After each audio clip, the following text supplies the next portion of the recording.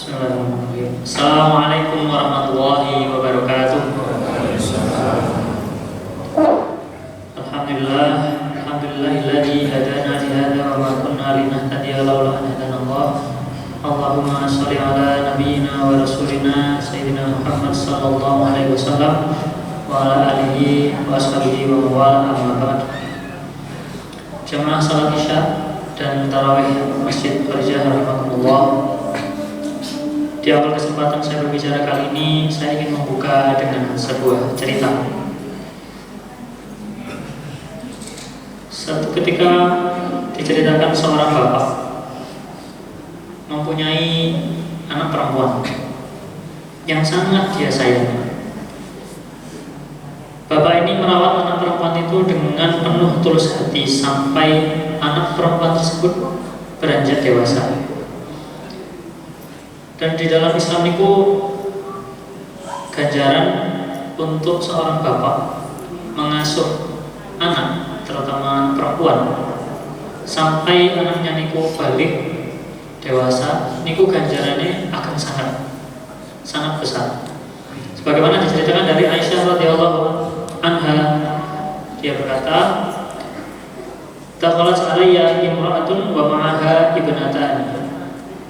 Jadi saat itu ada seorang wanita yang masuk menemuiku dengan membawa 2 orang anak perempuan. Tas'alu falam tajid indi syai'an. Dia meminta kepada Sayyidah Aisyah, tetapi aku tidak mempunyai apa-apa kecuali hanya 1 butir kurma. Kemudian dilanjutkan fa'ataituha iyyaha faqasamatha baina ibnatayha. Walam takul minha thumma qamat fakhrajat. Kemudian ibu ini mengambil pemberian Siti Aisyah 1 butir kurma tadi, dibagi 2, dikasihkan ke 2 anak perempuannya tadi, dan ibu ini tidak mengambil jatah sedikit pun. Kemudian ibu ini berdiri, kemudian pergi. Fadakhala Nabi sallallahu alaihi wasallam alaina fa akhbartuhu. Kemudian tidak lama kemudian Rasulullah Sallallahu Alaihi Wasallam masuk dalam rumah.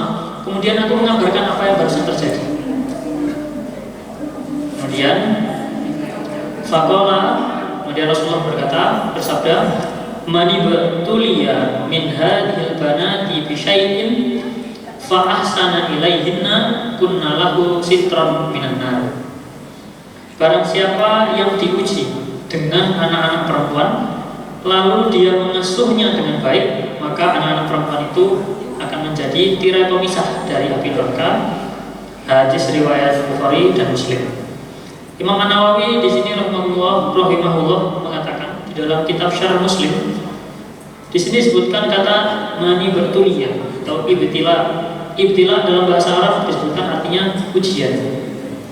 Mengapa? Karena biasanya untuk mengasuh anak perempuan itu susah, bukan gampang-gampang susah. Kadang-kadang ada susahnya, karena bergelut dengan perasaannya.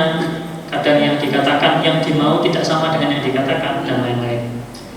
Baik, saya kembali ke cerita tadi. Suatu hari tibalah ajalnya sang bapak, dan saat penghitungan amal, si bapak awalnya senang karena amalnya begitu banyak bertumpuk. Kemudian tiba-tiba dia kaget, pahalanya tiba-tiba terkikis sampai akhirnya menjadi sedikit. Setelah ditanya, ternyata penyebabnya adalah anak perempuan yang bapak ini tadi didik hingga dewasa. Saat di dunia tidak memakai kerudung, yang membuat banyak mata laki-laki melihat dan terjerumus kepada dosa. Kebetulan anak perempuannya tadi cantik gitu. Begitulah betapa bahayanya hal-hal yang berkaitan dengan dosa. Betapa saat orang tua mendidik anaknya dengan baik, maka akan menjadi jariahnya kelak di akhirat. Dan apabila lalai dari pendidikan anaknya, maka ditakutkan akan menjadi penghalang dari surga. Kemudian izinkan saya menyampaikan sedikit tentang macam-macam dosa dan bahayanya. Dosa adalah segala perbuatan yang melanggar perintah Allah Subhanahu wa taala. Dosa terbagi 2. yaitu dosa kecil dan dosa besar. Namun kita juga harus hati-hati. Dosa kecil bukan berarti tidak berbahaya. Bahkan yang sedikit-sedikit kalau ditumpuk lama-lama akan menjadi bukit. Allah Subhanahu wa taala tetapi memberikan kabar gembira bagi siapapun yang berbuat dosa, yaitu kaum manusia, anak cucu Adam, dengan firman-Nya dalam Al-Qur'an, walladzina yajtanibuna kaba'iral itsmi wal fawahisha illa lamam inna rabbaka wasi'ul maghfirah. Artinya, dan orang-orang yang menjauhi dosa-dosa besar dan perbuatan kecil yang selain dari kesalahan-kesalahan kecil, sesungguhnya Tuhanmu Maha Luas ampunannya.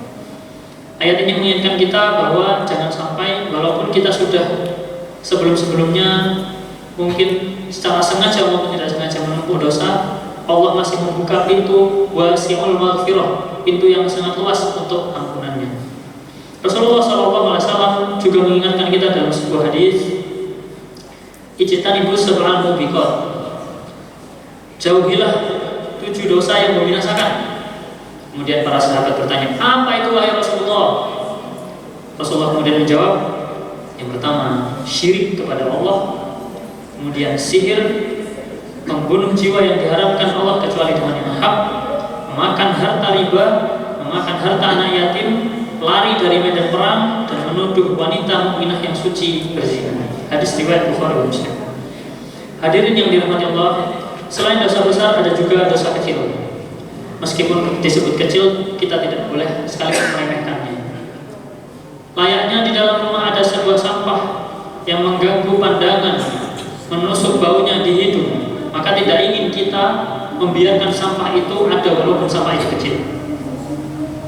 Rasulullah SAW bersabda, iyyakum wa muhaqqiratidz dzunub, waspadalah kalian terhadap dosa-dosa kecil.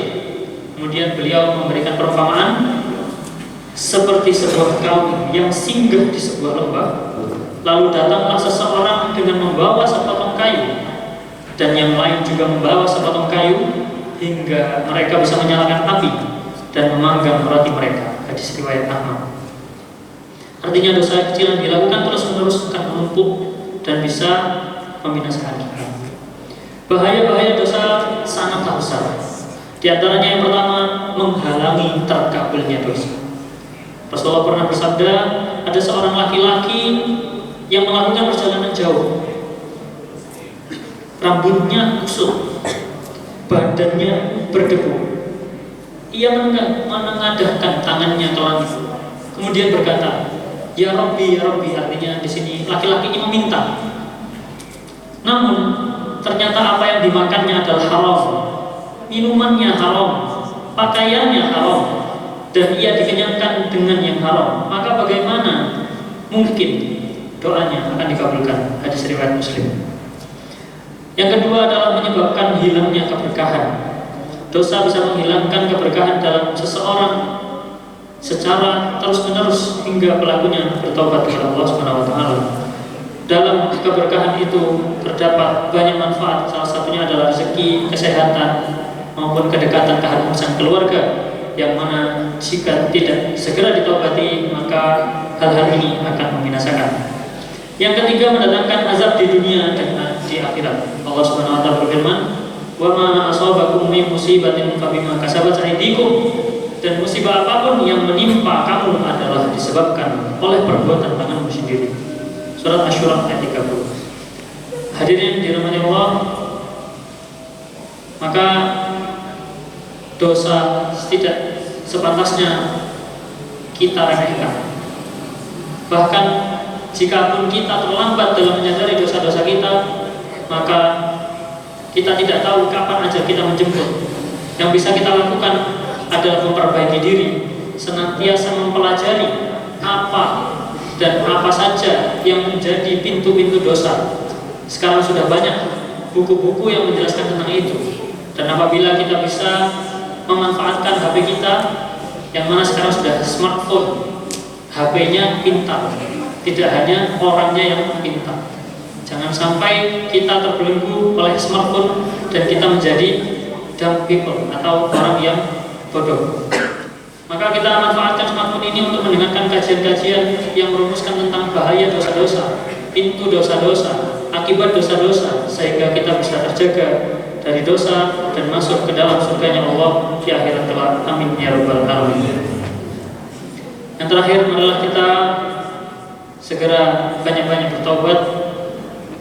Saya menasihati nasihat ini untuk diri saya sendiri dan pada jamaah, menjauhi segala dosa dan memperbanyak amal soleh. Jadikan hidup kita penuh dengan amal soleh sehingga kebaikan akan menutup keburukan yang kita sudah lakukan. Nasrun minallah wa fathun qarib wa basyiril mu'minin. Natrukukum tahta ri'ayatillahi wa amnih. Wassalamualaikum warahmatullahi wabarakatuh. As-salatu jami'ah.